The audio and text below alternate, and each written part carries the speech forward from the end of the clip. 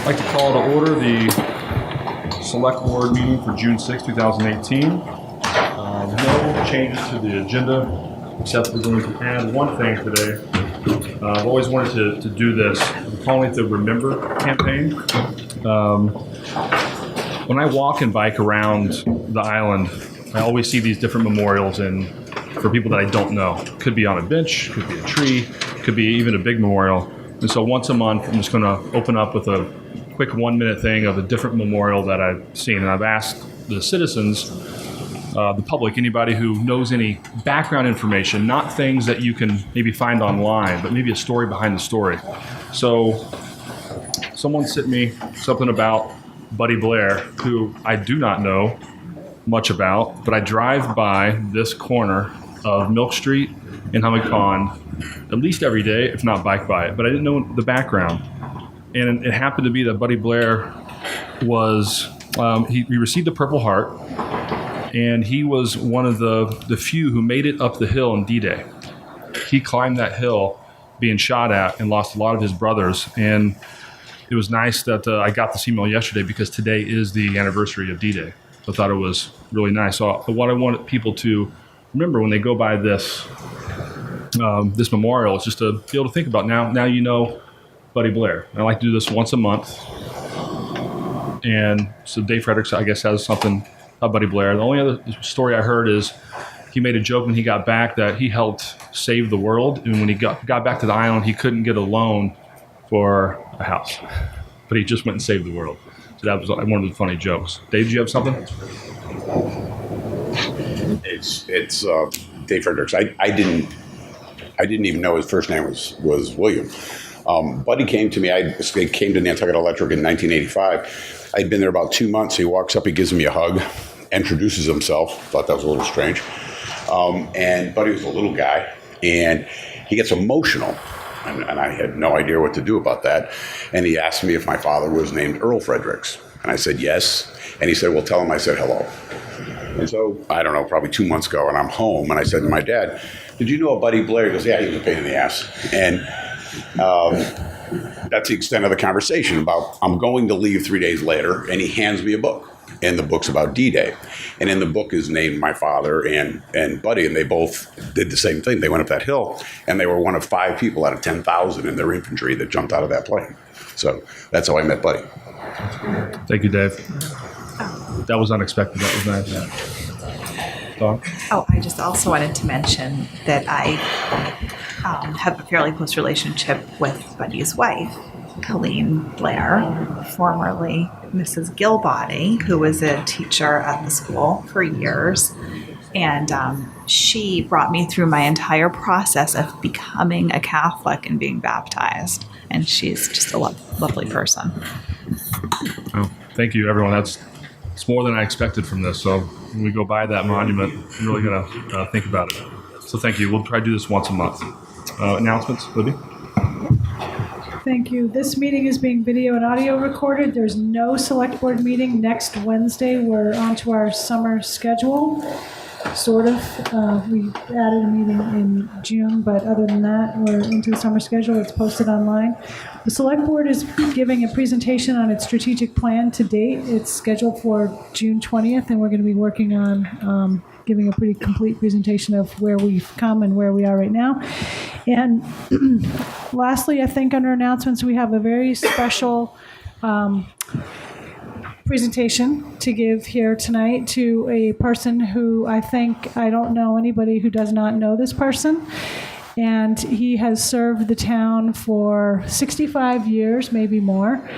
And as an election warden and perhaps other capacities, he's quite well known. We all love and appreciate him. Manny Dias, he is here tonight. We are going to come up to the front here and give him a couple of items. Okay, so we're going to do that.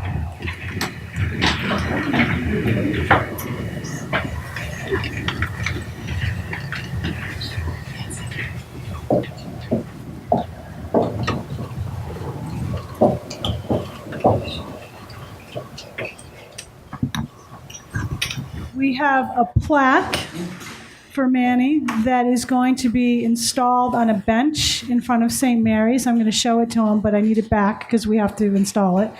And we have a very special pin that is a years of service pin that we give to longtime town employees, and it's something of an honorary pin that we're giving to Manny. I don't think we've ever given a 65 years of service pin before, so this is our first one. Manny, thank you for everything you do for us.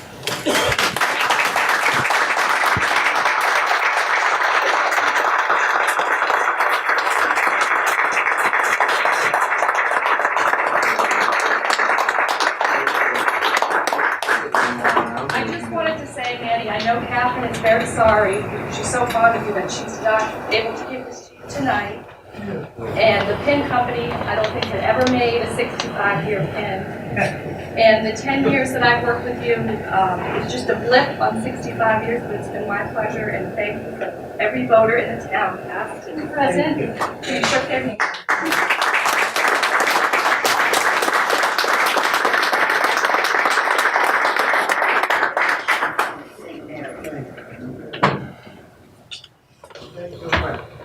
It is an honor and a privilege to serve the town of Nantucket.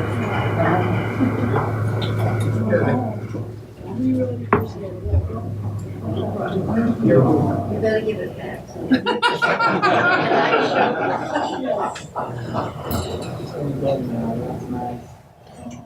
That's right. Okay.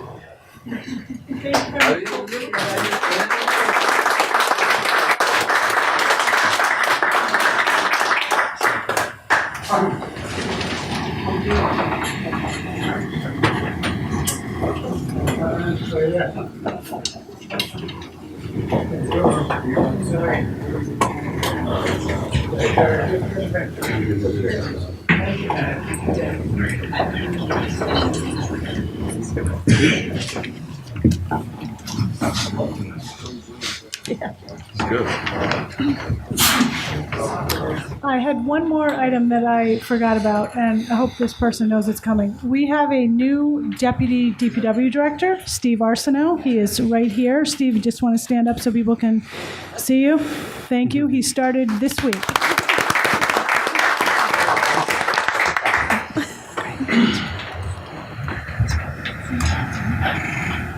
Okay. Is there any public comment tonight about any issues not on the agenda tonight? Is there anyone here to speak? Okay, seeing none. No new business that I know of. Is there approval of minutes? Did you get my notes about those two? Yes, two of them were taken off. Motion to approve? So moved. Is there a second? Second. All those in favor? Aye. Okay, approval of payroll and treasury warrants. Motion to approve? Is there a second? Second. All those in favor? Aye. Aye. Is my Aye. mic not? Can you hear me? Yeah. Okay. Slight. Any approval of pending contracts? Any questions? Any comments at all, Libby? Board? Thank you all. Thank you. Manny. Thank you, Manny.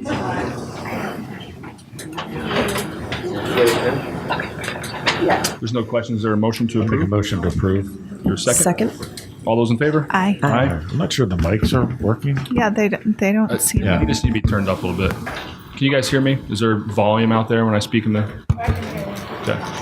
Yeah, he can't hear in the back. Okay. So I will. Maybe they can hear us in there, and maybe we'll turn them up. Erica's going to check. Okay, we're going to go to consent items. We have gift acceptance of Human Services, Our Island Home, Town of Nantucket Scholarship Fund. Is there a motion? Motion to approve? Second. Uh-oh. All those in favor? Aye. Aye. That motion passes unanimously. On to the public hearing section of tonight. We're going to open a public hearing to consider applications for all of the committees. So what we'll do is I'll go through each one and say how many seats are available. If there's any applicants, we'll give them an opportunity to stand up and talk and say why they want to be on the committee and offer any, if we have any questions, we can ask them or any comments. So Mosquito Control Commission, there are 2 seats available and no applicants. Nantucket Affordable Housing Trust, there are 3 seats available. And looks like we have, is that 3 applicants? Sorry, guys. So we have Riemann Cherry, Charity Grace, Mofson and Brian Sullivan. Anybody here to speak? Okay. Moving on to Nantucket Historical Commission. We have 5 seats available and no applicants. Nantucket Historical Commission alternates. We have 3 seats available and no applicants. Planning Board alternates. We have 4 applicants. 2 came in after Friday, but the board wants to discuss that. They have been, I guess, accepted at this level. There's 4 applicants: Ladari Zola, Linda Williams, Campbell Sutton, and Sean Cabral. Is anybody here to speak? Okay. There's a microphone's right up here. Yeah, whoever wants to go. Whoever wants to go first.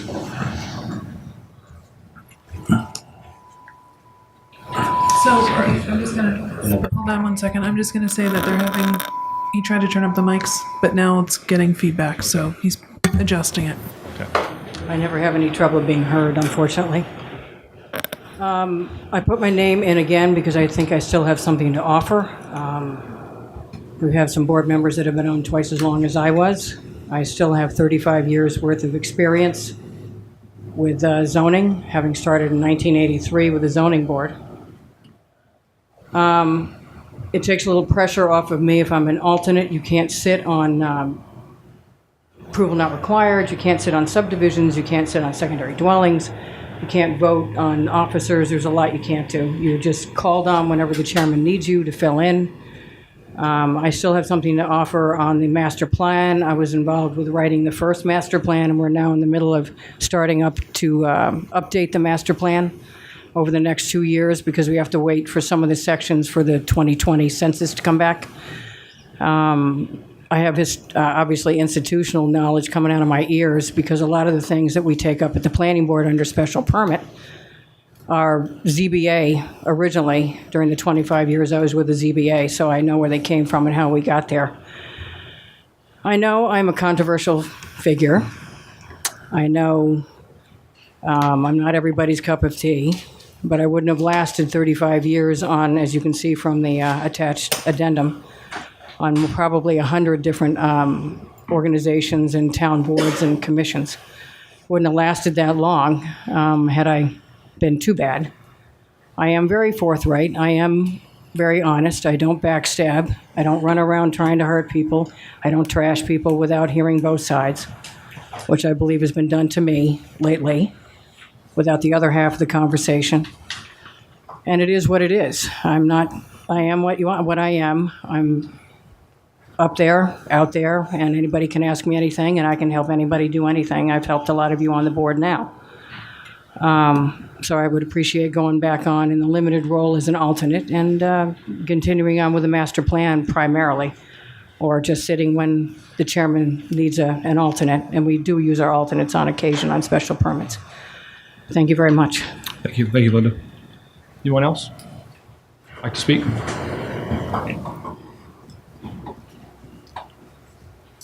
Hi, I'm Campbell Sutton. I didn't really come prepared with a big statement about why I want to be on the board, but I think that this last election spoke to a lot of change, and people are looking for fresh eyes and a new direction. And I've always appreciated Linda's knowledge, which I don't have that amount of knowledge, but I have a capacity to learn and to discern. I have a reasonably calm temperament, which I think can be helpful in decision making. So if anybody has any questions. No questions? Thank you. No? Okay, thank you.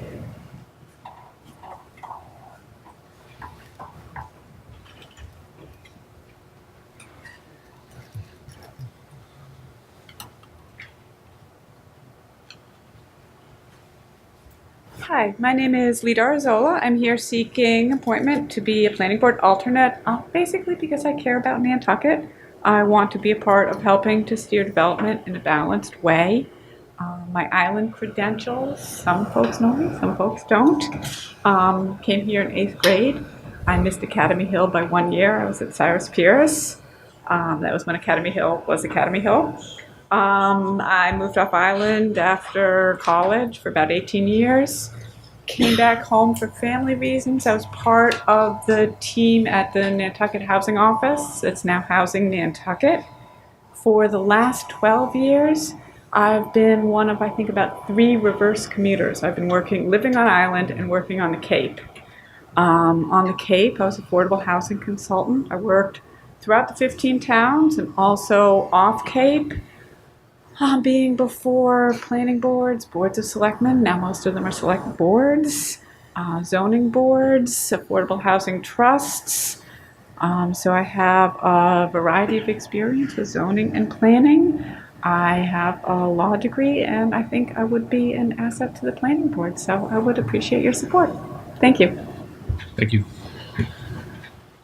Mr. Cabral?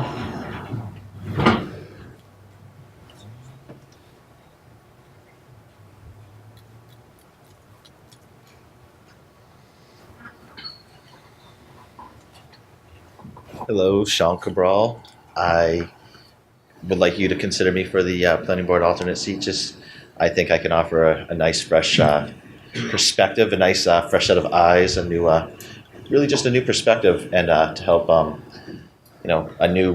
just a more sustainable, Nantucket, just for basically just a more sustainable Nantucket. I know I don't have the wonderful resume that Ladara has over there, but I just really do feel passionate about the island, been paying attention, and I really do feel that I have a lot to offer. So I'd like you to consider me. Thank you. Thanks, Sean. Okay, moving on to Real Estate Assessment Committee. We have 2 seats available, 2 applicants, Thomas Barada and John Brescher. Either one of those here like to speak? See those here. On to Roads and Right-of-Way Committee. We have 3 seats available and 2 applicants. So if anybody's here wanting to jump in, now's time. We have Nelson Eldridge and Leslie Forbes. Either of those here to speak? Come on up.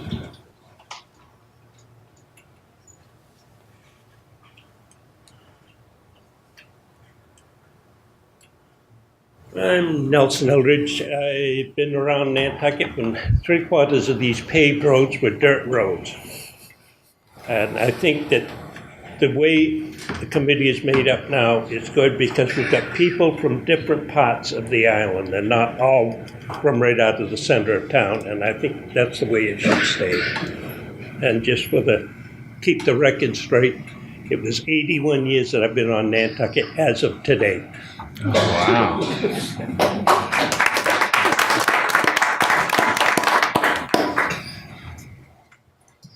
All right, Scholarship Committee, we have 3 seats available and 2 applicants. We have Margaret Detmer and Leslie Forbes. Is one of those here? All right, moving on to Town Government Study Committee. 1 seat available, 2 applicants. We have Catherine Stover and Curtis Barnes. Either one of those are here. Tree Advisory Committee, 3 seats available, no applicants. The Zoning Board of Appeals, ZBA, 1 seat available, 1 applicant. That's Lisa Botticelli. Is she here? Nope. And then, let's see, the Zoning Board of Appeals alternate, 1 seat available, 1 applicant. Jeff Thayer. Is Jeff here to speak? Okay, that is all of the committees. I believe June 27th, is that correct, Libby? We'll be appointing those here with our little notes and passing them around. And June 27th. So we'll close that public hearing. On to the next one. Next public hearing, we'll open the public hearing. Consider an application for amending the bulk fuel storage license for Harbor Fuel Oil for installation of a 30,000 gallon gas tank. Any questions from the board? Would I like to speak, Dave? Just available for questions. Okay. For me, it's pretty straightforward. Any questions? No? Okay. All right, we'll close the public hearing. We need there's anybody else. Oh, I'm sorry. Is there anybody else from the public that would like to speak on this? Okay. I will close the public hearing again. Move approval. Second. All those in favor? Aye. Aye. That vote passes unanimously. Next public hearing, we'll open the public hearing to consider an application for alteration of license premises of an annual all alcoholic beverage club license for Sankaty Head Golf Club. Okay. Use the two microphones. So, as you said, this is an application for alteration of premises for the Sankaty Head Golf Club liquor license. They are looking to extend service to a patio which is adjacent to the licensed clubhouse. I included the ABCC guidelines for such an extension on a golf course, and it just asks for obviously a description that it's contiguous with the licensed premises, which it is. It's not affecting any public way or immediate abutters in that location. There's no objections to it. It follows those regulations as required. For the record, Brian Swain, attorney for Sankaty. As Amy stated, this complies with all the statutory regulations. It's adding 22 seats to a grass patio. It's been duly noticed, no opposition. And if you have any questions, I'd be happy to answer them. Any questions, comments from the board? I don't have any. Is there a motion? Public hearing, isn't there? Oh, gosh, man. You know, I did really good the first month. Now I'm just going downhill. Is there anybody here like to speak on this? Seeing none, we'll close the public hearing. Is there a motion? Motion to approve. Second. All those in favor? Aye. Aye. Thank you. That passes. Thank you. I'll get better on this next one. Okay, we'll open the public hearing to consider an application for a junk, old metals, and secondhand articles license for Second Wind LLC DBA Commonwealth to be located at 12A Oak Street. Correct. And this is a process by which a new location is coming online, Commonwealth, to sell any items that are, resale, any antiques, anything of that sort. And it follows the regulations with which I attached as well, Chapter 88 from the Town of Nantucket Code and Mass General Law, Chapter 140 licenses, and which outlines kind of the process by which they need to follow as far as documenting the sales, where things come from, and they are available for inspection at any time by the police or other town authorities. So it is just asking them to be in compliance, which they are doing as they just are opening the season. Went through fingerprints and all of the background checks, so all is good on our side. Okay. Is there anyone here in the audience like to speak on this? Okay, seeing none, we'll close the public hearing. Any questions, comments? Make a motion to approve. Second. All those in favor? Aye. Aye. That motion passes. Moving on to town manager's report. Thank you. Our first item is in connection with private pay room rates for the Island Home and increasing those rates. I'm going to have Brett Leonardton, our Island Home administrator, review this with you. Every now and then, the administration of our Island Home reviews the rates and generally has made recommendations in the past to bring the rates closer towards what the town's costs are per bed. And Brett has done a little research, I think, with some other facilities and the state and the costing, what the town's cost is, and he can address the differences. Correct. The most recent data we have as far as cost report data is for the calendar year 2017.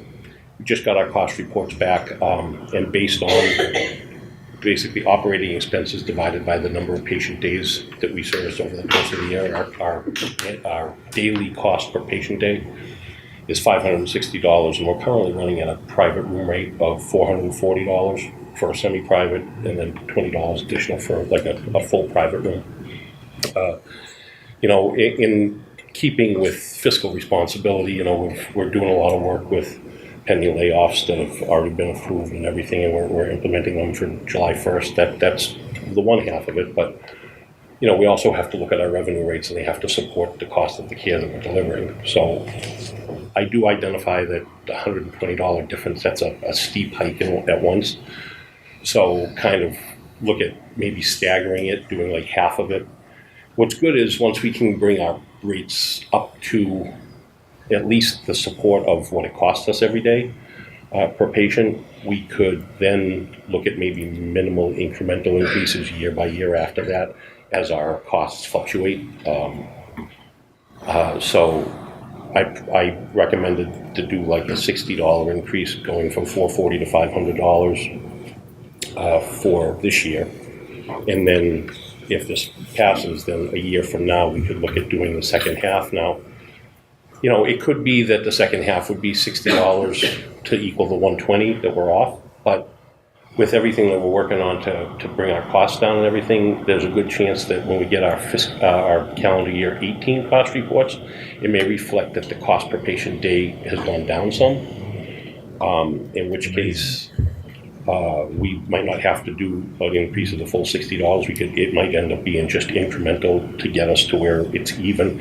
Moving forward, I think then the cost per year won't fluctuate as much. It'll be a small, slow, incremental growth from there.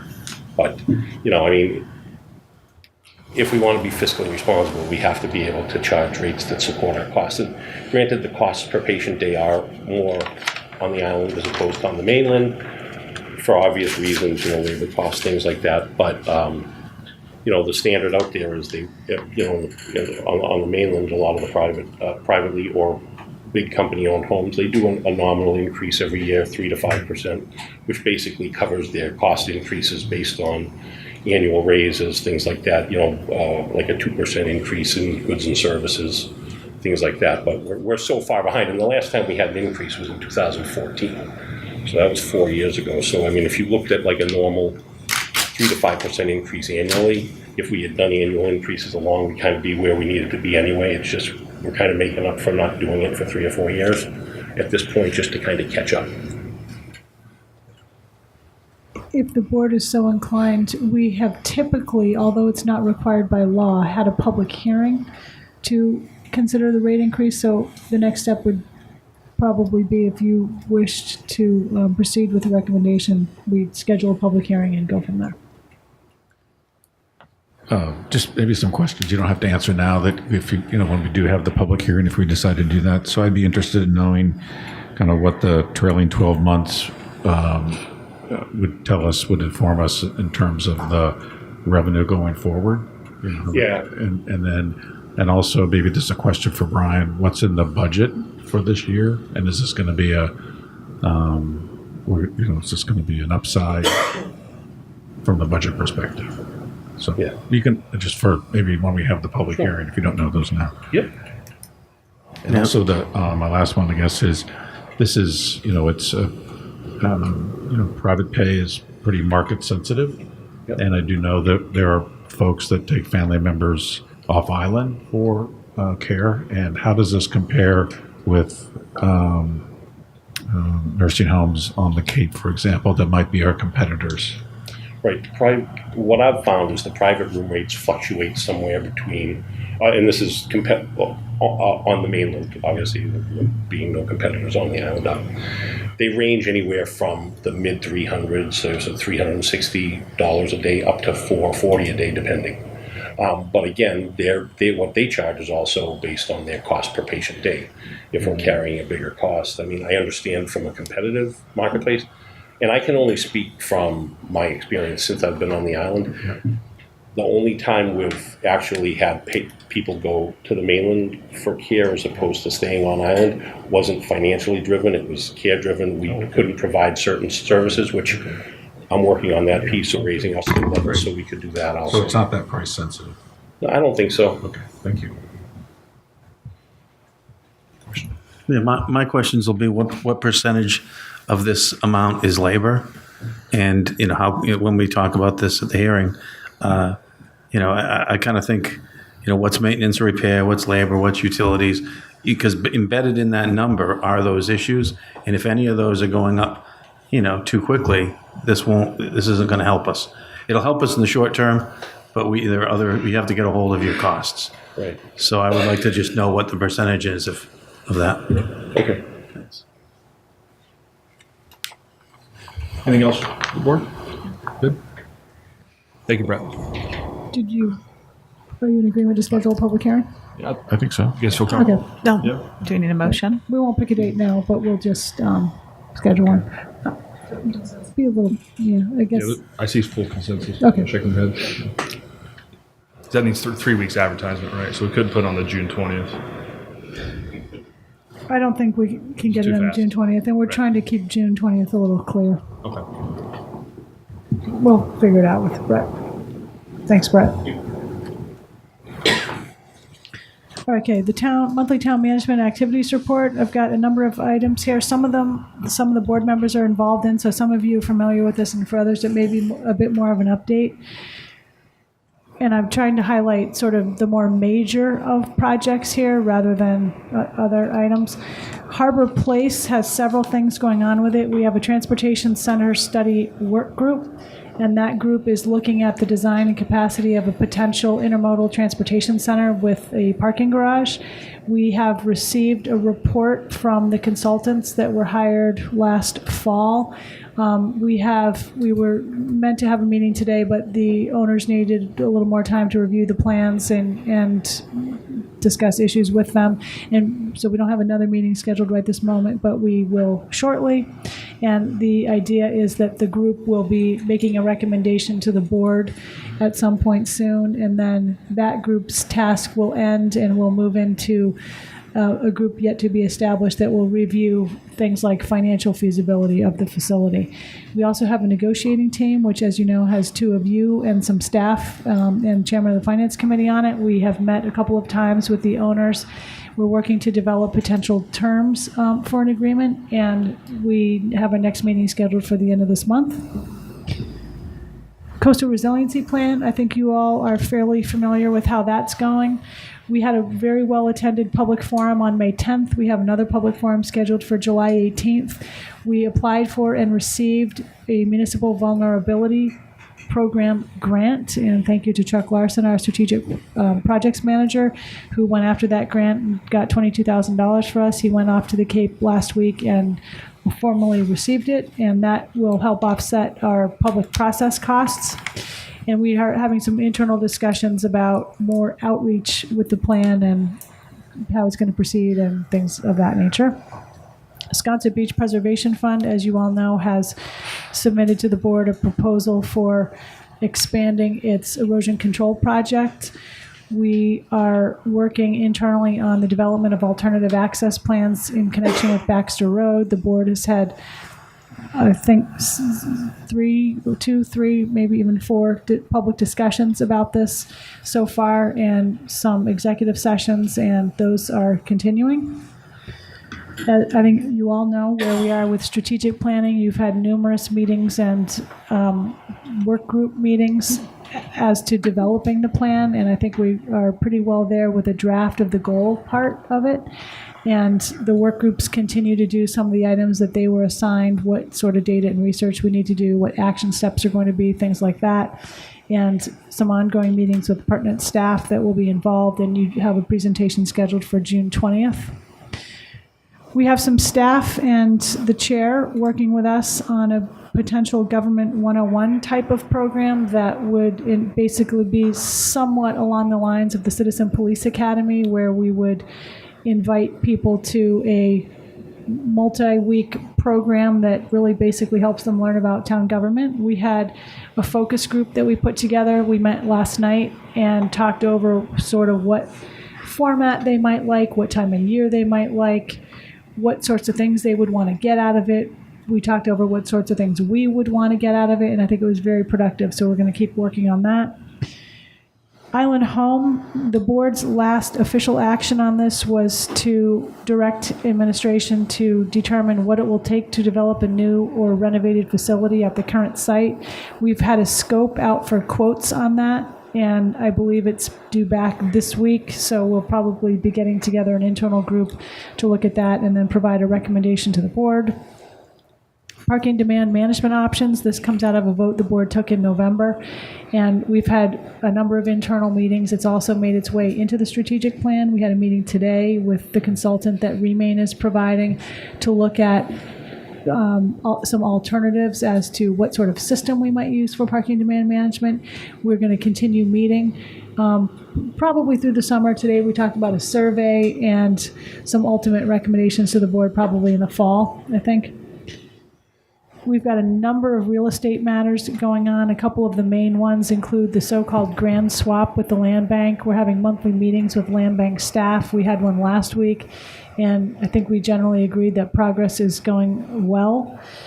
We also have a transaction with the land bank involving NISDA property, which is the corner at Washington Street and Francis, and that is progressing somewhat slowly. There's a holdup in land court, and we're waiting to get that shaken loose, hopefully. We have a number of road issues. We've had numerous internal meetings about each of them. Sheep Pond Road, or at least more than one. Sheep Pond Road is becoming perhaps something of an issue. Again, there's a corner that is becoming more and more susceptible to being lost through erosion. We met with the director of the Nantucket Conservation Foundation, which owns a lot of land in the area, which we may need to work with them on potential partial relocation of the road. So that is somewhat ongoing. Tashima Lane residents have provided us a petition to improve their private road, and the town code allows for repairs to private roads through a betterment assessment process. We met with the sort of head person involved in this and are reviewing his petition, and he is getting ready to, he is working with his engineer on the detailed plans that we're going to need in order to pursue this. So that's probably going to be coming to you at some point soon. Have we done that in the past? Is that We have, not common? very often. We have done it a couple of times in the past, maybe 3 or 4. What tends to end up being realized by private road property owners is that it's cheaper and quicker for them to get together and do it themselves, because we are subject to prevailing wage and procurement and blah, blah, blah, lots of stuff that they're not subject to. We've gotten numerous complaints from the Somerset Road, a certain area on Somerset Road. We have worked pretty hard to address their concerns, and they do seem to be ongoing. There's an issue. I think what it perhaps boils down to is water runoff, which is actually an issue that's been going on for quite a while, well before the sewer project went in that area. But we're trying to, with the help of David Gray and his sewer crew, clean out the catch basins, and we're looking at adding more into a particular area, which we hope will help prevent some of that runoff. All the catch basins were cleaned? All the catch basins that are that we believe were, well, yes, all the catch basins were cleaned. Sorry, that's the short answer. Yes, Yeah. all of them. As the board may recall, we budgeted for a staffing study in the current fiscal year, fiscal 18. We put out an RFP a few months ago. We engaged a member of the finance committee to help us go through the RFPs and rank them and make a selection. We've selected a group called the Novak Group. You approved a contract with them a few weeks ago, and we have started meeting with them. And shortly, they're going to be meeting with all of you and staff and others to get the study going. As you know, the Council on Aging came to us recently with their senior needs assessment, and one of the recommendations is a senior center. So we've been internally contacting other towns to find out just things like how they got their senior centers off the ground, what sorts of processes did they use, how much did they cost.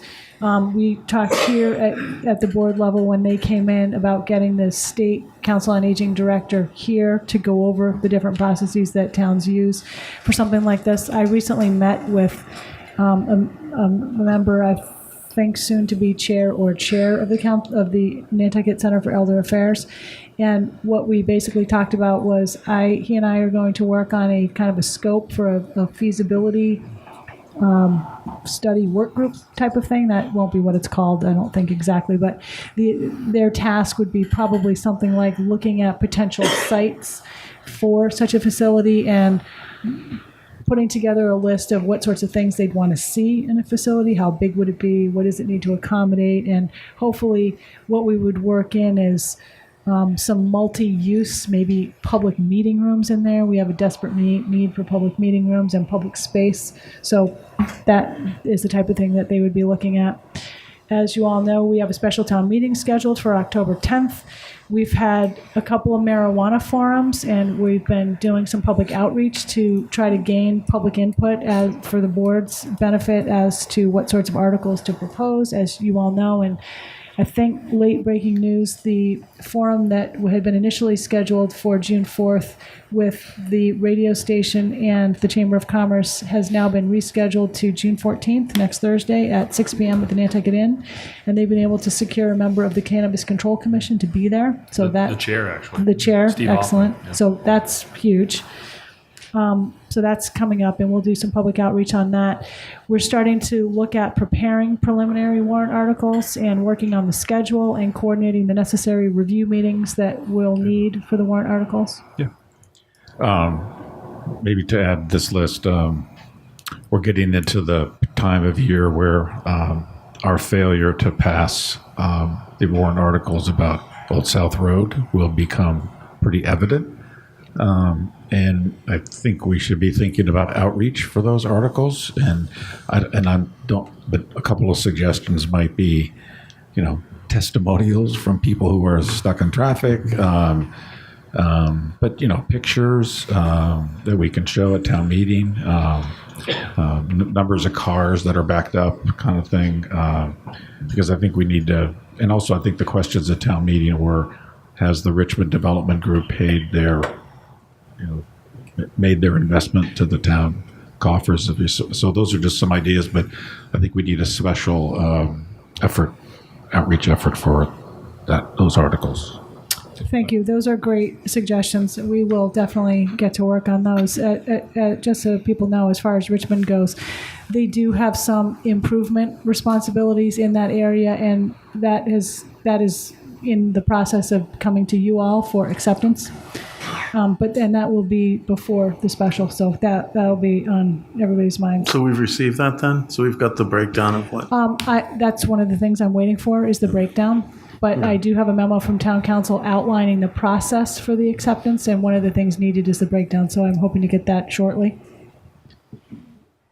Fiscal 2020 capital projects, we are starting to work with the departments on developing updates to the capital improvement plan. We've had a couple of meetings now with the capital program committee and developed a timeline for their process. And as you all know, you have a joint meeting scheduled with FinCom, Capcom, and you all on Monday at, I think, 9 a.m. And the idea behind that is to just for the Capcom to review with you their schedule and their process. And so far, what we know will be changes to 2020, and just to get the FinCom and the board in particular in the know about that. Right, instead of meeting in December at the last hour. Yeah, and having people say, I had no idea this was Right. being discussed. And I don't know if there's any other projects you'd want to see coming forward. I hope I didn't blab on too much. It's a good amount. Are there any job openings of a significant leadership level that you're working to fill? I don't know that there are. I just wanted to ask. Okay, let's see. We have we have two deputy DPW director positions. One, as you know, is filled with Steve here. He's the operations director. We have a position we're trying to fill for facilities director. The deputy fire chief is a position that we are working to fill. That's been very challenging because of housing and other issues, interest issues. Trying to think of what other bigger positions we have. I'm drawing a bit of a blank. A low number is good. Well, yes, a low number is good, but labor relations director, we are also right. trying to fill. We thought we had a good candidate a few weeks ago, but she ended up taking a job out on the Cape, and she would have been a commuting situation probably. Trying to, in my mind, go through the departments. Real estate? Real estate, we haven't started advertising yet, but yes, thank you. That is a position budgeted for fiscal 19, and we are putting together job description for that. Our open meeting law compliance officer, we have our job description pretty much ready for that, and that will get advertised very shortly. All of the new positions, and there weren't very many of them, that were approved in the 19 budget are in the process of getting job descriptions finalized, ads out, things of that nature. But thank you. That was that. I should add that. Yeah. We also have the recycling coordinator. I'm still looking to fill. I think we Was there good news there? I don't want to jinx anything. I think we're working to fill the recycling coordinator, and that is hopefully near completion. Just want to add to the list. We're close. It's a good one. It's on my desk. Okay. Thank you, Libby. On to the select board reports and comments. So this first one, we'll give you a little bit of background. This discussion and review of the 2018 Wine Festival and Memorial Day weekend. So it kind of looks like we're picking on the Wine Festival and Memorial Day weekend. My intention in putting this on the agenda, I brought this to Libby and Don last week in our agenda meeting. I walked around Wine Festival. I didn't attend. And then on Friday, Saturday, and Sunday night, Memorial Day weekend, I walked downtown from 10:30 p.m. to 12:30 a.m. Just observe, just to watch. And I was surprised on both sides, good and bad. And it was different than what I was hearing and seeing on social media. And the more I talked to Amy about it and town administration and just people in the public, I thought we could have a discussion on kind of the balance of having these events that are economic drivers that are important to the island, and also making sure we have maybe a more in-depth focus or conversation on the other things of making these events successful, but the I want to say it, respecting the island, looking at things like waste management, how much resources do we have for these events, the strain it's put on. And so I thought it'd be good to have a conversation on how do we continue these partnerships with these bigger events, these bigger weekends. And so they're successful, but also it's successful for the island. I think we have continued discussions and give direction to licensing on maybe things that we would want to see, or maybe conversations that we'd want to have. That has to happen now versus November or December when things are already decided for the following year for these bigger events. And again, it's here it says Wine Festival, but it could be, you could place Stroll, Daffodil, you could put other things in there. What's the balance and what's the partnership that we want to have? I really see them as partnerships. I don't know if you've looked at it that way before. And so I wanted us to talk about it. Amy might have some things to talk about specifically about those two weekends, and then we'll take some comments from the public as well. But I want this to be more of a positive conversation, not just I saw this one night and I saw this. I mean, we could anecdotally go back and forth on things. So, Amy, would you like to start? So we did have a discussion about how we would approach this, and just to say, I've not had my debriefs with the event organizers yet. Some are here. What we wanted to do is really kind of bring it forth and get some feedback, and certainly get some direction from you all as far as moving forward, what we're going to be doing for debriefing, how we're going to approach public hearings and permitting in the future. And we did get in the discussion about the relationship we have with these big events. Obviously, some of these have grown to a point where they are so large and cumbersome, and we need to kind of really figure out all the impacts, positive and negative, to a lot of different industries, groups, businesses on the island, to residents. We look at such a big picture too. It's not just, there were a lot of people drinking and they were drunk on one night. It's not just that. We're looking at, load-ins and traffic, and, it's blocking people from doing business, and some businesses benefit, some don't as well. So kind of looking at the full picture, I certainly will provide a report. I have a lot of feedback on these things, and not all negative. Obviously we're going to look at it, see how we can do better in the future, and give some really very detailed instructions for future operations of these. I know we met last year with, we'll start with Wine Festival, about it had gotten to the point where it's as big as we think it probably can get. It's very large, lots of events. Our main concern was obviously respect for the island, respect for a lot of our laws as far as open container laws, different things of that sort. We talked to the event organizers about that and talking to their vendors and such to respect those things as well, and to understand how they give back to the community and to communicate that to folks too as well, so people don't look at it as just all these people invading, coming, doing this and leaving, and understanding that. So that goes into what we talked about, a relationship with these groups as well. So we've been doing that more often to communicate how they're benefiting the community. This year, the Wine Festival took on some events on town property. that provided certain challenges and things of that sort that we have to really look at and see how we approach that in the future as well, because there were some effects in that sort. So as we're looking at this now, we're looking for specific feedback. I certainly know my feedback, what you have, if anyone in the community has any feedback, and what your direction is for us moving forward. And we can have that conversation, and whatever, you want to know from me, let us know. And we certainly have the bigger picture too, as far as police and fire and any sort of other things too as well. But we certainly will provide you with a detailed report on that sooner than later. But we just wanted to kind of start the conversation tonight. Is that about? Yeah. Right. Yeah. Okay. Any comments from board members? Question? There's one thought that I've been having is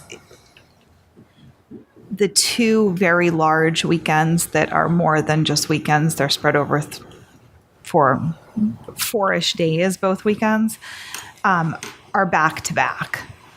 And I don't know if any thought's ever been given to spreading those out a little bit more to have not such a significant sudden strain put on the island that basically feels like a full 2 weeks at the very beginning of us getting into our season. We can, certainly, and we would talk to organizers about that. There's certainly other, for them, festivals that these folks go to as well. So there's like triathlons we have that weekend because there's so many others in other places. So sometimes that kind of dictates when it is too, but we are full. I mean, from Daffodil to Stroll, there's no hole anywhere. There's plenty of people that call me every day trying to fill a hole that we just don't have. So we can certainly talk about that. It's at this point, though, that's one of the more difficult challenges right now, because there are some established things. And again, that's something we would talk with them about, because there's other factors too that I think dictate when that weekend is. And Memorial Day is Memorial Day. I think, moving into that just real quick, Fagawi and that has been very responsive, and they've been great as far as, controlling that event too. Memorial Day has been an issue for a lot of resort areas as far as the activity that they're getting. What we see, I've talked to other resort areas and I've seen that. So that's something that is going to be its own animal no matter what we do, I think. So I mean, I'm kind of at a loss. I mean, how do we define what a successful Memorial Day weekend is? I mean, there must be some criteria. I don't know, or a successful wine festival weekend. That's kind of what I'm struggling with. And unfortunately, it goes right to complaints and those kinds of things, which I think I agree with you we should avoid because they're kind of one-off. So, I mean, is there some description of what, from a community perspective, we would like to see a wine festival? Maybe that's something to think about. So I haven't. One of the things that I do notice quite a bit, and this is any event, but I also think it's potentially measurable and maybe improvable, is waste management. Events generate a lot of waste, and a lot of that waste doesn't get to where it's supposed to be. And I think thinking of these as partnerships, understanding how with event organizers, understanding the how much of an effort the town has to make to clean up after these events versus what the organizers can do and are taking on. One of the things I noticed about a year ago, and I've made a couple phone calls and haven't gotten to the bottom of it, is I went to pay for a ticket for an event in Burlington, Vermont, and it was a $40 ticket plus a $3 event impact fee. That's collected by the city of Burlington. And I think that, I didn't end up buying it, but I would have happily paid the $3, understanding that, there really are these impacts, especially in seasonal areas, seasonal towns, that there's cleanup, there's all sorts of things that happen, and I would be more than willing to pay something along the $3 for that. But I thought that was interesting. So I don't know what other event organizers would think about that or how it actually operates, but some way to capture the impact on the town. And maybe this will come from your report, but it'd be good for me I'd be interested in knowing what is the incremental expense, coverage, service that we provide those weekends. I mean, is there overtime? Is there? Yes. So I don't need an answer. I'm just saying that would help me. Yes. Begin to think about. Sure. Well, what's and the other thing is, I mean, not everybody who comes here on Memorial Day and acts out is in a sailboat race. So it's most aren't. So Correct. That's correct. And it's hard to, you don't want to attach a certain behavior of a group of people to another group that's really not, in charge of that. So, but. Yeah, I'll speak a little bit. A lot of these, I'm not so sure that the size that we're getting to is positive for the island. I'll speak as a small business owner. Some of these events start out and they're positive. A few more people are here. I sell a few more sandwiches. But as the events grow and they privatize and they bring everything under their own tent and into their own realm, then all of a sudden we aren't busy anymore. So something that started out as a positive, and I'll speak to the wine festival, started out as a very positive thing for a lot of restaurants, has slowly turned into something different. And I think that we have to think about that. What's the impact on the other businesses? And sometimes it's weather, but sometimes it isn't. Sometimes it's the events themselves, sort of like triathlon is one that, they've worked with me as much as they can, but that's another one. They get their foot in the door and then it can have impacts on other people. The other thing, sort of just because someone gives you money doesn't mean you should take it and it's worth it. The whole idea of, we've given to the hospital, we've given to whatever. If that is actually causing, and I know I'm not supposed to be negative, but if that's causing a negative impression of the island, then we should really be thinking twice about growing these things and saying, you're in, so you can do whatever you want. And Friday morning of Memorial Day weekend, I wake up, but I'm in the bakery, I'm listening to the sports radio, and how is Nantucket described? One of the sports radio guys is coming to Nantucket for the weekend, and they're teasing him about how long it's going to take for him to drive down here. It's going to be 5 hours and everything else. Nantucket is being described for Memorial Day and for the 4th of July as a vomit-covered Daytona Beach. That's the first thing, 6 in the morning, we're being known for, is a vomit-covered Daytona Beach. That's worse than the police chief said a couple years ago when he was saying, do we want to be that type of place? And I think we have a serious, we're at a crossroads right now. Do we want to be the drinking capital and eventually the marijuana, the pot capital of New England? Or do we want to be a family resort like we've always been? And I think that's an important conversation to have as a community. And I think it's being lost in the push for profits.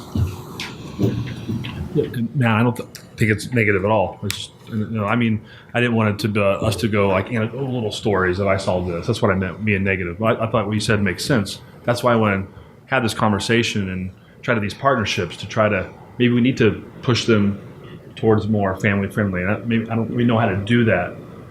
Well, the first way to do it is ask for it and to say that's what we'd rather be. I think that's sort of I think we've got you have to ask for what you want to get there and then work from there.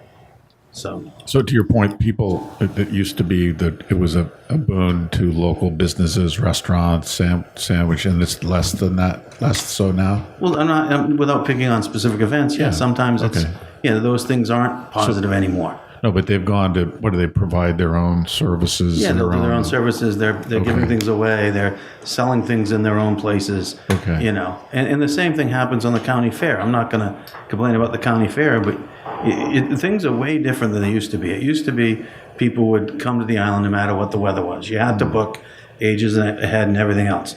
Now they look at the weather report, and if it's bad weather, they don't come. It could be bright sunshine. But they also will come and they'll just go to the county fair, and everyone else doesn't benefit, or they just go to the event and they're not going out to the restaurants and things anymore. So it's very, there are knockoff impacts of this. And at one level, I think they're very positive, and at another, as they go up and up, I don't think they are. So the island is shifting. So in addition to what we talked about, which is the incremental cost, what's the incremental revenue? Might be something to identify and trend, and if we could, that would be easy, at least anecdotally, to get, and maybe that's a way to, talk about this partnership, something that benefits not just the event itself, but others in the community, other businesses. I have a question, kind of for Matt, Libby, Amy. NPDDC doesn't really focus on these type of economic development things, but could they? Does that fall on us? Is there a way to we look at a festival and say, okay, this particular festival would really not help the restaurants, but it could help the coffee shops and retail and this, and I really take a look at those things. I don't know if that's not really a licensing. Who I didn't hear the first part. Who were you asking if they looked at that? I'm just like the NPDDC. Like we don't really have an economic development, committee that looks at these particular things. Unless I looked at Matt, maybe you used to or you do. I don't. It has NPDDC right now is mainly a road, right? A road committee, road funding. I think it could be expanded maybe to do this and to do some other things, but right now it's mainly, Mike Burns' show and getting the road funding, which is important. Right. But I think the committee could be sort of widened. I'm not sure there are metrics. Like, how is someone gonna, I can tell you how much we've done or not done over the past 30 years and various weekends, et cetera. Could tell you the weather and everything else, but how do you gather that for everybody? You can't. Maybe not everybody, but you could sample. You could have cultural and tourism or the chamber have some kind of collaboration where they look at it and say, hey, look, in general, restaurants are down 30%, but retail was up, or they were down 80%. Right. We talked about this, how I've done this in past events that I've done before where we, certainly measure, we'll go to Highline and Steamship and Airport and kind of look at the traffic and look at those numbers year to year, see if the weather impacted that, other impacts as well. We do go around and find out sales, rooms tax, talk to them as far as rooms booked. So you can get some sort of general sense, because I had a feeling this year too, the bad weather on both weekends. If it had been nice weather on Wine Festival weekend, we would have had some issues down at Jetties. If it had been nice all Memorial Day weekend, I think some people probably didn't come, but it would be interesting to see travel numbers. That might be the only way we can kind of figure that out. Yeah, I think it's going to be an educated guess. Yeah. It is a big chunk of time that's relatively unfamily friendly. How much is it impacting like our kids' ability to travel for sports and just other community related things? And at what point is it a great event, but maybe it's too big? Maybe it goes on for too many days. They're just questions. I'm not making judgments. That's a good point. So one thing I did notice on Saturday night when I was down, just walking around eating ice cream, observing, around 10:30, 10:45, I was kind of in the Straight Wharf area, and it was a weird combination. So it's a Saturday Memorial Day weekend, and I'm at the ice cream, and there's kids and there's families around. I'm thinking, wow, they're out late for 10:30, and then right down the Straight Wharf is kind of the big party scene, and everybody was kind of coexisting. And I wasn't there at 2 in the morning, but it wasn't as bad as I thought it was going to be. So that was one of my positives that I saw. I was surprised. I mean, there were kids on bikes and no parents. There were families, and right down the road, 200 feet was the Straight Wharf and gazebo and the big party. So and this made me think of it. Yeah, I went out to the movies Saturday night of Memorial Day weekend. Mm-hmm. It seemed like most normal Saturday nights. I think the health director would like to make a comment. Roberto? So one of the things that we've been noticing in our office in the health department is event management is starting to become an issue as the events get bigger. I get it. They're put on by Nantucket residents. The charity money always goes to Nantucket charities, things like that. For example, the Wine Festival, they had a family-friendly area in their culinary tents, things like that. However, when the events start getting bigger and more vendors become part of it, one of the examples that happened that specific weekend is we do inspections on all the food there. Hank found 10 no hair violations, 5 no glove violations on each day. We've issued them over $1,000 in fines for this one event, because there's no on-site event manager that really pays attention to these sorts of enforcement issues. And it's not just the Wine Festival, that just happens to be the example that I have in my head right now. We try to be as accommodating as possible. So the fine that the The fine we gave was only $1,000, but we found over $2,500 worth of violations. And then, for example, at the Boston Pops, we've had to make people throw away entire platters of food because they're not managing the temperature of the food that they're going to be giving out. So last year, Hank made them throw out over $2,000 worth of salmon because it was at 70 degrees in the sun. Things like that. Those sorts of management issues, the minutia, the details, are being lost in this big picture of how large the event is. So it's just something that we kind of want to start looking into. We always meet with the event people. We meet with everyone ahead of time. We talk to all the caterers. We talk to all the vendors.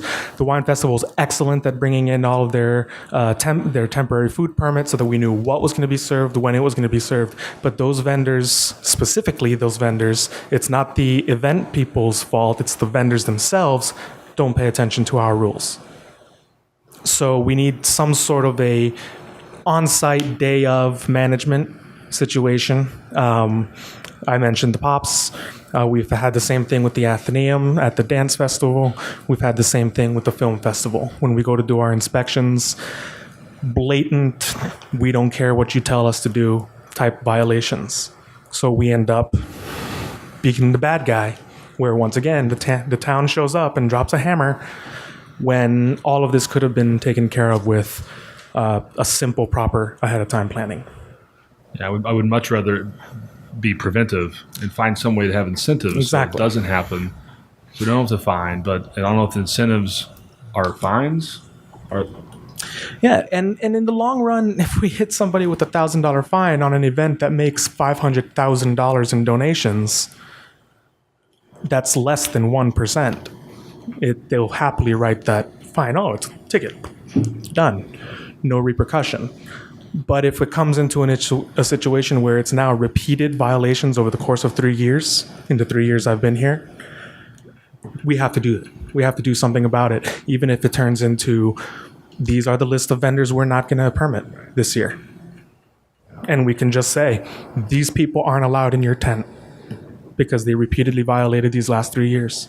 Some sort of an incentive that So do you need our approval to do that? Can't you just do that yourself? It seemed like that would be a logical consequence of this behavior. We would need the board. We would for the food. Right. It's the Board of Health's approval. Yeah. So I'm sure, we would have to. The Board of Health would be. We would have to formally revoke a permit for Board of Health. But for other things that are other types of violations, like if it's a 200-person tent and to have 500 people in there, that's all building violation or a fire violation.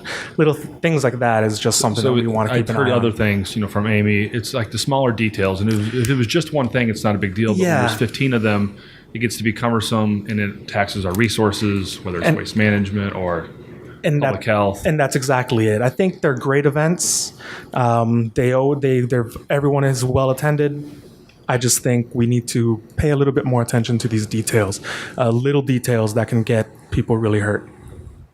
So to fix these things, so they're successful and our island is respected and our resources are being thought about, how do we do this? Do we change the licensing? And I know this, we're not going to decide this tonight, but this is what I want to. Well, I will double agree with what Roberto just said, that it is something I've found too as well, is we'll go over this, and we need to have these parameters, and then the event comes and it's like, oh, we're just going to do, what we're going to do, and there isn't enough staff, volunteers aren't going to, do this, and it ends up being us, or because we're checking now, so we're finding these things, and that's become a problem. We do, and we're trying to be a lot more everything in writing, contracts, kind of parameters, that sort of thing. But again, we have to consistently go and do these inspections, and that's what we find.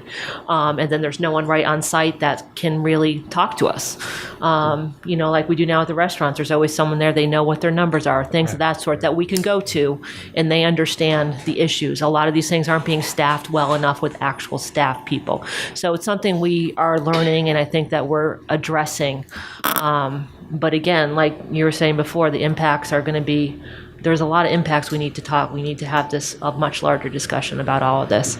But that's something we could ask for. Like, I'm not sure what the title is within the restaurant, but every restaurant has to have an X person that right. you can go to. And we do, and I think it's.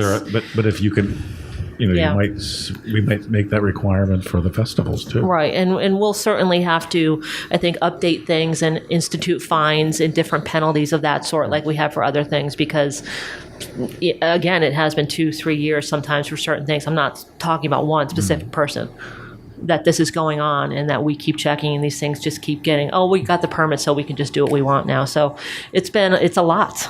We do probably 300-400 permits a summer. Mm-hmm. So legally, we can't just go in and say, you really messed up. You didn't do anything we wanted you to. Here's $20,000 fine. No, like we would have to. Yeah. It's got to be connected to. yeah.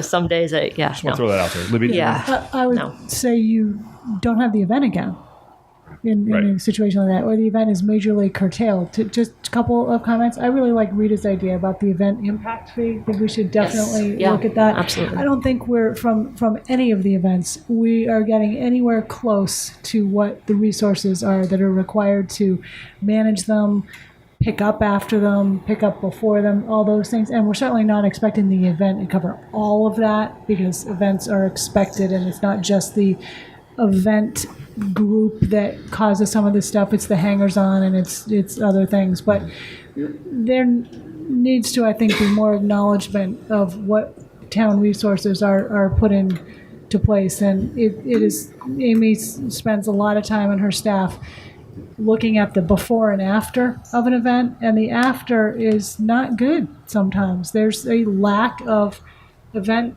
management going back and cleaning up after themselves. And I won't go into the recent examples, but they're out there. So, there's a lot of time spent at times a year when our staff is really needing to get out to do their actual jobs, not picking up after events. The board should hear that when they come before us for these applications for these event licenses or whatever we do. Right now, we don't have that information. I think Amy's working on. You will. Yeah, you will. Yeah. Jamie Holmes, I represent the Nantucket Hotel and also the members of the Lodging Association. And I think we're in a very enviable position that we've had years of experience with these events, and they're growing nicely. And that means that as a community, both public and private, we can improve on them. But I think one thing we do need to remember is these are all hugely successful, well-planned operations that we're talking about the fine-tuning. Roberto and Amy need to do their job, and we need to fall in line with what they're doing. But every community in this state wishes they had the success that we do. In the month of May, our business is much better than in the Cape and over on Martha's Vineyard, because we have Daffodil, 44 years of stretching the season and balancing employment and bringing in taxes and keeping us from going from totally out of season to totally in season. The month of May is our ramp up. So you get the Daffodil, then you get the wine festival, and then you get the events for Memorial Day weekend. So I think we're in a good place. I was involved in every one of those through the hotel, through the Chamber of Commerce. A lot of very bright people are working very hard to make those hugely successful. And I don't think we should try to wrap this up sort of with the 4th of July. Now I agree that there's a real serious problem with the island that's been managed much better in the last few years. And I don't think we should paint that brush on these events. And so I think that's important. But we wouldn't be as busy as we are. We wouldn't be as well known. I know the town spends money to make certain people know we're here and competes with all the other great destinations. A wine festival brings people that would have been here in the summer, brings them sooner. That same quality of client comes out earlier, goes home and tells all their friends. So I agree. They're adults. They need to be managed. If they break the law, they need to, be told that. If the people who are in the events that are professional, every restaurant and every one of these famous chefs that we're bringing in, they all are food service and food safe trained. They're all licensed, and all the beverage people are all licensed, and all the serving people are licensed. And if they break the rules, then they have to be held accountable for that. But I think we're in a good position. We have successful events. They're well managed. I work with Nancy and with Mark and with Mary.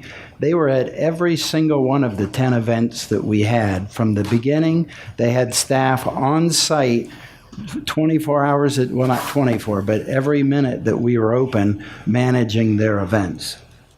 So from the sort of private sector and also representing some of the associations, we don't want to forget the impact that they're having in making the island fun, making the island successful, and helping the business community. And in turn, that all helps taxation, which helps us do our capital projects. Jamie, I can't agree with you more. This is why I wanted to have a proactive conversation so these events continue to be successful, right? And so we can fine tune them so they stay. But I do appreciate that we have that. It's a great problem to have. I say all the time, I come from a town that would die to have any festival, let alone a successful wine festival back home in Indiana. So thank you for that. I agree. I think to Mr. Holmes' point as well, and Jim's comment about the idea of success, I think some of the tweaking and some of the issues that we're having from the town is how event organizers, people attending the event, how they define success. I don't know that we have ever looked at it from the town perspective as what is a successful event. And maybe if at some point we spent some time outlining that, like you said, Matt, ask for what we want, it might at least help us align these two ideas of success. Because I think having organized events myself, I know, I don't always think about it in light of, is this actually good for Nantucket, other than, if it's bringing in money and taxation, that's great. But I think from the infrastructure point of view, I think it would be helpful. And it isn't just how big you are, how successful, how much money you brought in. I mean, that's part of it. But I look. We can control jetties ourselves directly. We have a lease. We're the owners of that property. I view success myself there is I view success when I lived there, and it was a hamburger shack. It becoming a large event center. I don't view that as success. I don't view that as we've done a great thing here. I think that was great with no liquor and as a hamburger shack that served the beach. I didn't, I'm one vote and I didn't win the day there, but, I just think sometimes there are things that are more important than money. So. Your thoughts, comments from the board? Reader, looks like you're No, going to say I was something. thinking, I appreciate the conversation, and I think it'll be ongoing. It'll be interesting to hear Amy's, your feedback. Right. Amy, do you feel like you got anything from this? Any direction, or are you just... Yeah. I think, I know in my head where I want to go, and I think it's, like Matt said and you all said, I think there's a larger discussion to have, and defining what you think success is a good conversation to have. I think, I've seen things that, have been coming here on a personal level for 30 years. I expect the island to evolve and to grow and to do things, but then I see things where the image of Nantucket is becoming something different. And, part of my job is to somewhat preserve that and not, what he said about image of Nantucket, the drinking, the party, and the different things of that sort, we see that happen a lot, and we just prefer not to go down that road, or but tourism's a great thing. How do you define that? Doesn't have to all be family friendly. It could be these events too. It's not about getting rid of the event at all. There's a lot of things I think we can do better, and just a larger conversation. It's not just about one weekend or these 2 weekends. I think it's a good thing to have, Okay. Defining that success for us is, important. When do you usually come? Do you come back to the board for a report after? Yeah, in so fall, for something after all like these events? this, for these specific events, for Wine Festival, I think we would talk about this, per their schedule soon, as far as a debrief, doing it internally. They start to sell tickets in November, so as we discussed, I would want to schedule a public hearing in September. For that public hearing date, should there be a denial of anything or asking for adjustments, they have time to make that adjustment before they want to sell tickets around the holidays. So that's my schedule for that. You know, and we can do feedback on all these things as they come up within a few weeks of that. But that one's obviously a big one, especially if it involves town property. And then the other events as they come up, as you know, you wish. We have a lot more coming. So. Okay.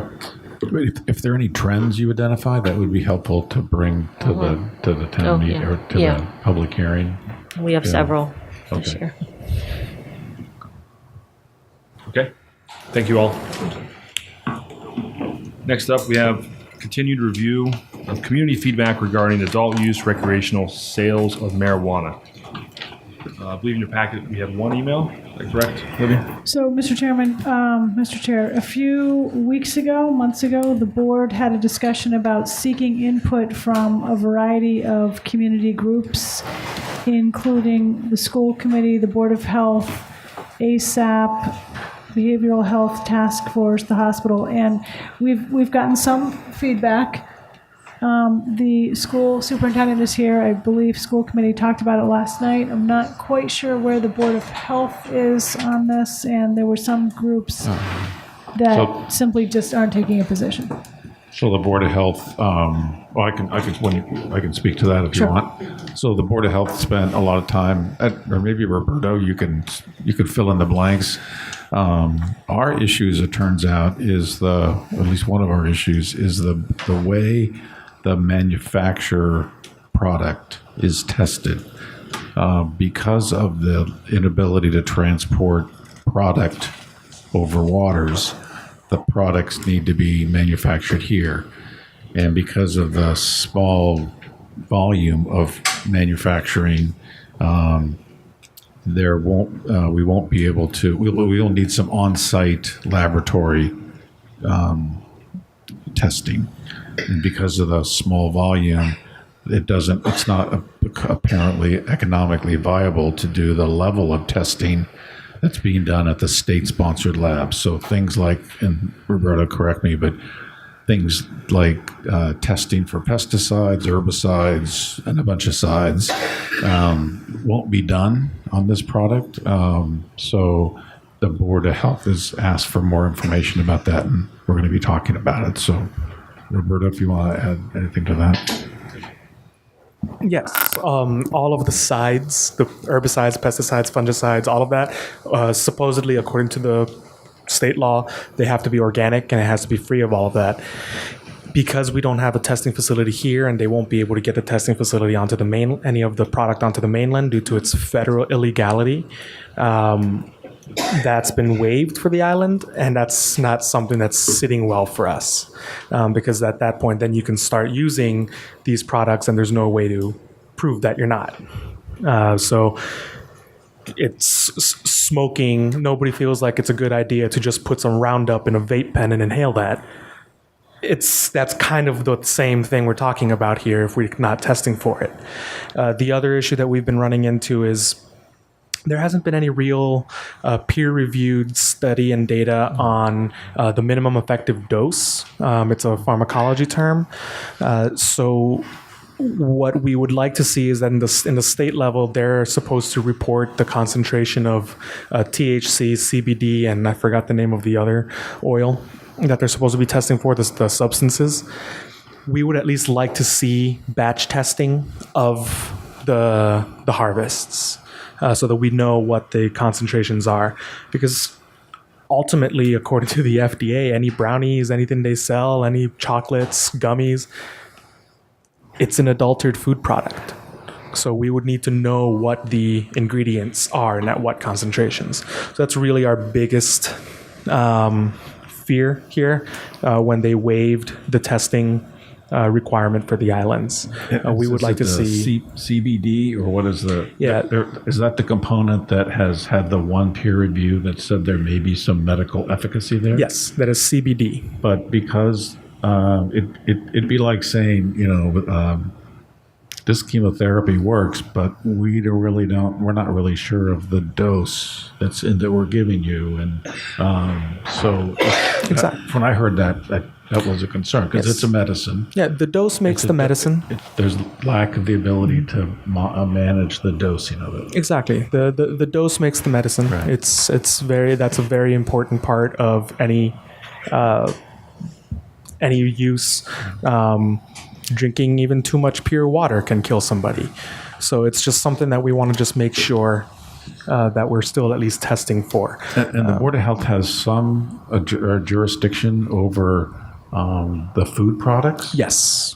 Because once you take a gummy bear and add anything to it, it's an altered food product, and the Board of Health has the ability to yeah, we will still be able to permit them and license their facilities as food preparation facilities, and it has the ability to say no to that. Correct. We can just say no. We're not going to authorize you to sell this altered food product. Yes, technically, we have the federal jurisdiction to downright ban it, and according to my colleagues at the FDA, even if it is argued and they sue us and it goes to the state and then the state sides with the person who sues, if this ever ends up in a federal court, it is still a Schedule 4 and it is still illegal. So we could approve licenses to be able to sell people to smoke it and edible, and our Board of Health could come in and say no edibles. They could supersede us. Technically, yes. There is federal jurisdiction there. So we had this one meeting about. So this is a lot of complexity, there's a lot of new information. We're not going to do things it. we didn't know. Just curious. So I didn't know that. We're going to be, that was good. And so we're going to be thinking about this stuff and promulgating some regulations and whatever as we go along. But it's interesting to think that you go in just like any restaurant and check. We would have. You normally would. That's exactly what we would do. We would go in, make sure that when they say they're using 3 milligrams of this oil, they're going to use 3 milligrams of the oil because that's what's in the ingredients list. They can't just throw in 4 tablespoons of it in a chocolate that says 2 milligrams. It's general inspection stuff that we are definitely allowed to already enforce. But I'm personally concerned. I don't know about the inability to test for those sides, and the testing is the big flashing neon light for us. Great. So do you think we're at an advantage being on Nantucket? Things are a little better if it's grown here? Is that a loaded question? It's definitely a loaded question because you have to know what side the person is on. Right. I am adamantly against the use of marijuana. So for me, that I would call that an advantage that it's still federally illegal, which means we can't get the product on the boat. Sorry, I guess I meant because Nantucket doesn't have maybe the amount of pesticides that other communities do. Are we at a better advantage? No, the technology is there. You can get the pesticides brought in on the boat easily for minimal markup. The same cost that we pay for Roundup on Amazon is what they pay in Boston. So any hydroponic grower, any backyard grower, anything like that, they're on the same playing field. I'm just wondering if we can't, if we can't test for pesticides, there's a way to make sure they're not used. So, right, just take it out of the equation. Without the testing, there's no way we can prevent them from using it. You got Amazon, they just pick up. Yeah, you can order it in 30 seconds. Exactly. And if anything, it could be a disadvantage because if it's being manufactured by a larger group of conglomerate and companies in other parts of the state, here we've actually kind of wanted to cultivate, no pun intended, kind of the cooperative concept where we have lots of local growers that band together to do certain things. And the more you have individuals growing the product, the less ability you have to concentrate to have an idea about what they use for those herbicides. Can I just ask though, is there any way if they're farmers and they're certified organic, like if organic farmers their food doesn't get tested all the time? So is there a way, if they're certified organic, then there's going to be that way? The way you certify an organic is by doing batch testing. How often? Any new batch whatever's defined by their USDA level, what their permit specifically says is a batch for them.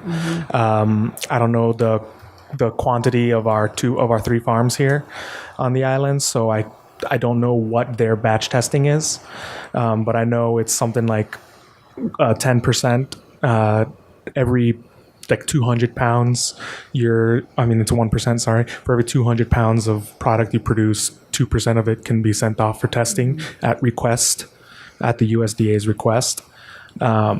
So that's kind of the way the batch testing works. So when you certify something organic, the farm itself can get certified organic once a year. But the product itself, so if they're saying these almonds come from that's what's really interesting about the marketing term. If you say these almonds come from a certified farm, that farm is only checked once a year. But if they say these almonds have been certified organic, that means that batch specifically has been tested. So it depends on what the state wants to, or the certifying body wants to define as certified. And we can't send it off for testing. Yeah.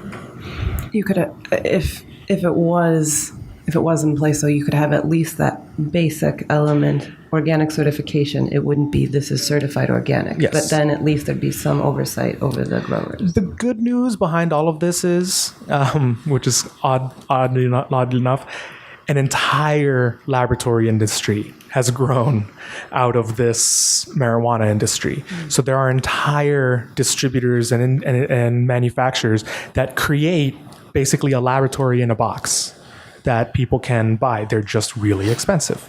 It'll be one of those things where you reach out to some of these organizations in Colorado, Washington, Oregon, and California, where you say, these are the tests that the state is looking for us. They will ship you all of the things you need. It's just, you're talking about $500,000 worth of equipment. Is that for how many tests? Oh, it's to set up your lab. That's to set up the lab. That sets up the lab, and you just get the reagents that you need to test it. So it's good. There's an entire industry around this, and they've got it down to a science, literally. So there's always that. So they can set it up here. It's just we don't have anything in place locally that requires it. And while the state can waive certain testing, the local board of health doesn't have to. Yeah, we can require it again. We can require. As long as it's not too strict, according to the CCC.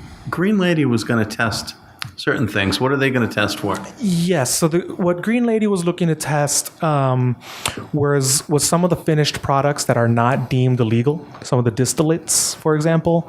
But the bud itself is illegal to transport. But the final product, for example, hemp seed oil is legal in the United States. You're allowed to buy that at Whole Foods. That's the type of things they're able to test. All right, so they're not going to be. They're not going to. My impression was they were going to test in their facility, and my impression was that on-island growers were going to be able to use their facility. Is that not happening? Last I heard, that's what they were looking at. Okay. They were looking to set up their own testing. It's just what we're talking about in the Board of Health side is requiring that testing. Right now, they're doing it voluntarily. Right. Gotcha.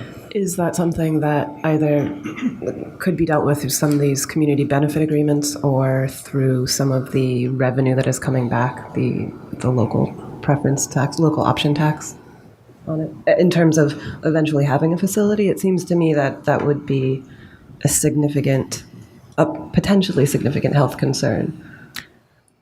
I think that's a question for you five. This is I just don't know new who would answer information. that, This is just new information. I think that's something to keep in mind, that there are these community benefit agreements, and part of this is negotiation. And the, I guess, third applicant that we spoke to, they're totally willing to partner with Green Lady so that they can pull some funding, pull some resources so that they can create a good testing ability. Because it's the same thing on their end. They want to ensure that the product they're giving is good. If they're saying it's 20% concentration, they want to be sure that it's 20% concentration. Because if they accidentally give somebody the dose that's 75% concentration, you can actually cause the seizure you're trying to stop. So. And that's for for edibles? Oh, that's for the product altogether, for THC or CBD. And, if because this is becoming such a big business, potentially the cost of testing may come down over time. So. Yes. There are those pens that can test for pesticides on fruit. Is that anything that's valuable, or have you heard of the technology coming out? Yeah, absolutely. There's a lot of rapid testing. Yeah. Thank you, Roberto. That was great. The other thing to realize is the FDA rules in the last couple of years have really changed. They've tightened them up. It was sort of the end of the Obama era, and the labeling is completely different. You have to prove where everything came from. You have to have someone sign. Now there has to be someone who signs off on your process. So, your process letter for your product, you have to have someone sign off on your labels. And it costs, $1,000, $1,500 a product just for that alone. It's completely different than it was 2 years ago. And so I'm sure that this is part for these guys, same thing. It's the same rules, same labeling rules. Yeah, but it's gotten a lot more stringent because I do some of this stuff, and it's pretty amazing. And you're wading through red tape and, contacting people and sending stuff. It's a lot of work. Well, thank you, the Board of Health, Jim and Roberto. Good information. Mr. Kozort?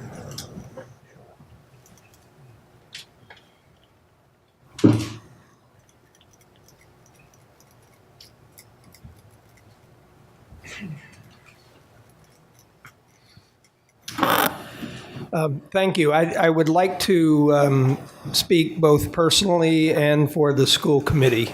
And I'll start off personally as parent, grandparent, resident, and educator in the community. I am very concerned about the negative impact that this will have on our youth. And I want to share one example of my concern, and that happened earlier this year in the intermediate school when a third grader came to school and for her snack, unbeknownst to her, was eating an edible marijuana. She did not know what it was. She took it out of the cabinet at home and had a reaction. We had no idea at the time what was happening to the child. And it took us a while to figure out until the father came down and identified what the child had. And so I think we are naive if we think that this isn't going to get into the hands of our children. So I'm particularly concerned about edible. I'm talking about recreational marijuana as you are. For the school committee, they did talk last night about it, and they wanted me to share with you that they are in favor of restricting the licenses to the degree that you can at this point. And they too are very concerned if there's any way to restrict the edibles. They see that as a greater threat to our children than other forms of marijuana. Okay, thank you. Thank you. That's good. Thank you for coming.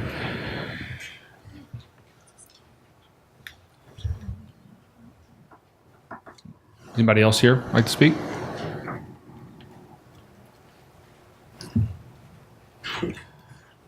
Holly McGowan, president of the Alliance for Substance Abuse Prevention, and a parent. I also think that I also agree with Mike's comments, and I would hope that this board would keep our youth at the top of their minds when they're going forward with any kind of bylaws that can be created to protect the youth on this island, because the edibles are particularly dangerous. The risks are that youth perceive that there aren't risks and that it's harmless the more that they see this drug advertised as medically used and recreationally used is accepted. The risk for them in their minds goes way down, and that's what's really going to be making them think that it's okay. The research on brains for youth shows that I just took a webinar on addiction, and 1 in 4 people who use an addictive substance, which marijuana is, alcohol is, nicotine is, before the age of 18 or under, 1 in 4 will become addicted. And when use doesn't occur until the age of 20 or 21, it's 1 in 25 become addicted. So that's huge. And I hope that we just all keep our youth in mind as we're going forward with these laws and bylaws. Thank you. Thank you, Holly. Any comments from the board? I don't think there's anybody else here. Oh, one comment. I had a friend, off-island friend of mine, talk to me this past weekend. He has a son, 21, 22 or so, who he is sending off to substance abuse, and it's mainly marijuana. He started at 15 or 16, can't stop it, can't get out of it. Was kicked out of school, and my buddy in his day had smoked a little bit, and he said, Matt, if this was for 25-year-olds, I wouldn't be as opposed to it, but if it's for these kids, it's going to normalize it. And these kids, he said that he learned that there's been a 50% increase in young people going to dry out at these places, and it's been a 50% increase for marijuana-related people who just couldn't stop. And his son and his son's friends sit around the house. They don't get out. They're out of school. They don't get out of bed until 4. He said it got a hold of these kids so young that it just, they're going to struggle the rest of their life to overcome this. And so that was, when he was telling me that, it was very powerful, because everything you read right now talks about how safe it is and it's wonderful and we all want it. But I think it's just like alcohol. There's serious issues with alcohol. We don't want to, we have to be careful. There's big alcohol, there's big tobacco, there's going to be big marijuana, and it's on the way. So I agree with what people said. We should be doing as much as we can to keep a lid on it right now, and not go full bore into this thing.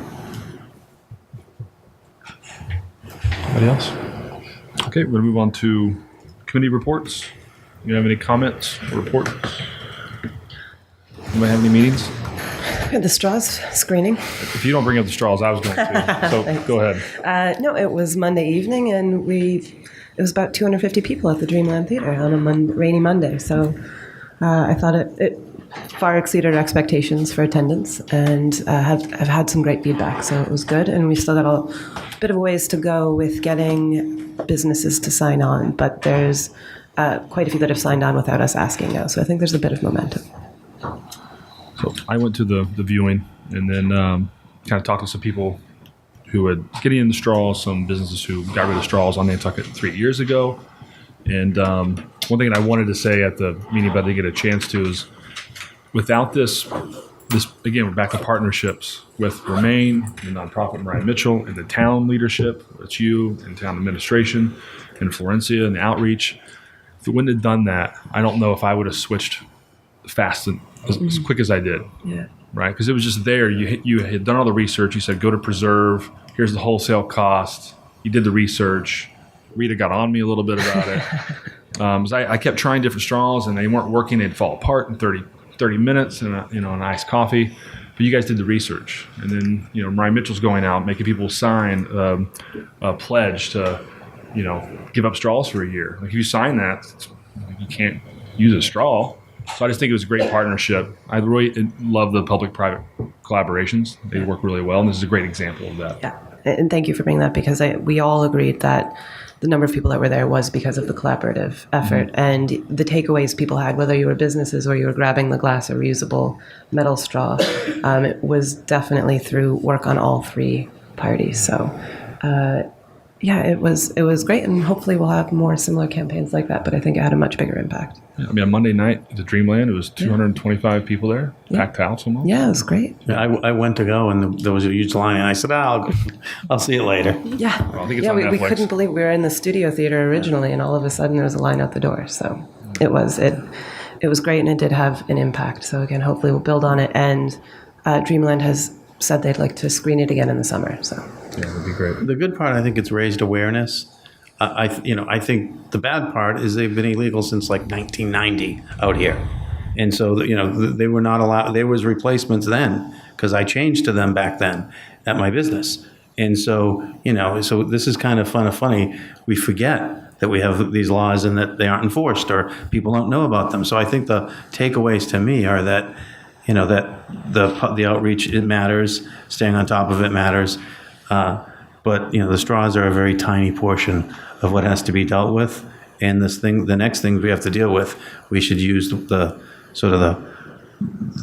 template you guys have put together for the next steps, and so that's sort of the takeaway for me. yeah, And that was actually talked about, right? Yeah. It was like, okay, straws is good. We're going to really do this, and then it's maybe single serving and what has plastic been water bottles. Yeah, exactly. And what has been great about the public outreach that I think is very different from a ban is that when we've gone around to talk to people and talk to businesses, people have come up to us and said, "What are we going to do next?" And they come up with their own ideas. Versus, I think the ban approach is you get the resistance. So I do think that, despite the fact that it's been since the 90s, I think it's a combination of the technology for straws has improved to a point where they don't just fall apart.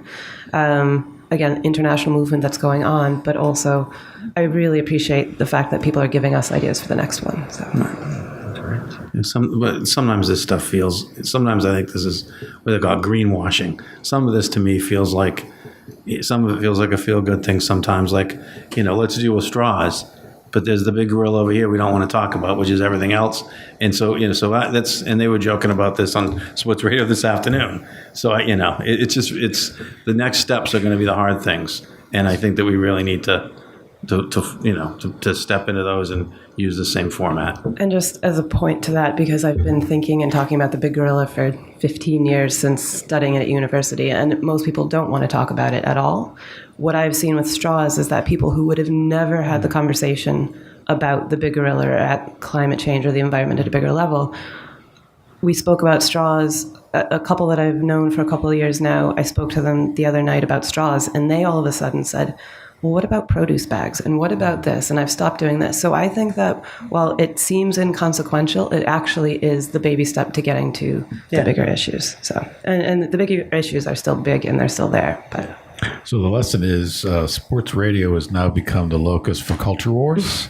It kind of is. And I think we got to change this. But I think it's kind of like McDowell's the tipping point. Once you get like 15% of the people on something, and this also shows the efficacy of the grassroots. So I think it's great.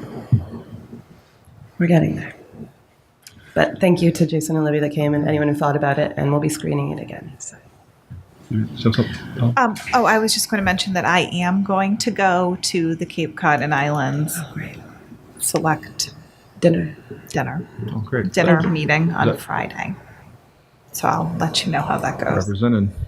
Go ahead. I just want to say thank you for doing that, because they did, as you all know, make a special arrangement for the Yeah. islands with a boat trip and their location and stuff. So they're going to be very happy that you're able to go. Thank you. Toby's working me over pretty hard too. So When Rita and I went to the Mass Municipal last year, we went to in Falmouth. Yeah. They clapped for us because it's so hard for Nantucket selectmen to go. Select members. Yeah. Did you get a chartered boat to go? Highline Charter. I just had a couple other things. Thank you to the DPW. I saw I think you saw the painting on Orange Street coming from the Rotary, which is just a bike lane, right? I just driving my car. I just move over because that's where the white line is, and so I've seen more bikes there. Now maybe I'm just paying attention to it. Maybe they were there anyway, but it's just a little more room when it gets almost to the landmark house. So we created a bike lane with just paint, which we've been talking about for years, but finally that got done. The new bike path that goes behind the duck pond we think we need to come up with some more creative ways of getting people to bike back there. They're still going on the truck route. They just don't know that there's a bike path back there yet. And once they know, they'll use it every time. And sometimes I can't pull up, roll down my window and holler at them. I don't want to scare anybody. But I think I have a couple different ideas, talking to Harvey Young about how to get people to use that. We get Billy Sherry or someone to do a sculpture with a pointing an arrow, Right. a bike sculpture pointing an arrow there. And then the last thing is Nerded did, they opened up, 3 weeks earlier. That did really well. Paul was going to give me some numbers. We don't have anything to compare it to, but it was an average daily ridership from April 27th to May 13th was 264. So, it's hard to compare it to, this was the first time it was open. They're selling year-round passes really well. They're really surprised how many they're selling. Great. You weren't really sure if people were going to buy year-round, if it was just going to be seasonal. So that's good. And then next week, June 11th, they double the routes. So Mid-Island, my comment, they're every 15 and 20 minutes, and then they extend to midnight. So everybody who's out late can get the bus till midnight, Roberto. That's all I have. Rob just reminded me that part of that bike lane painting project does include signage. So there will be an increase in directional signage. Okay. And, I saw some go up already. I thought that was it. I thought that was done. Okay. That's good. Okay. Anything else? Motion to adjourn? So moved. All those in favor? Aye. Thank you all for coming.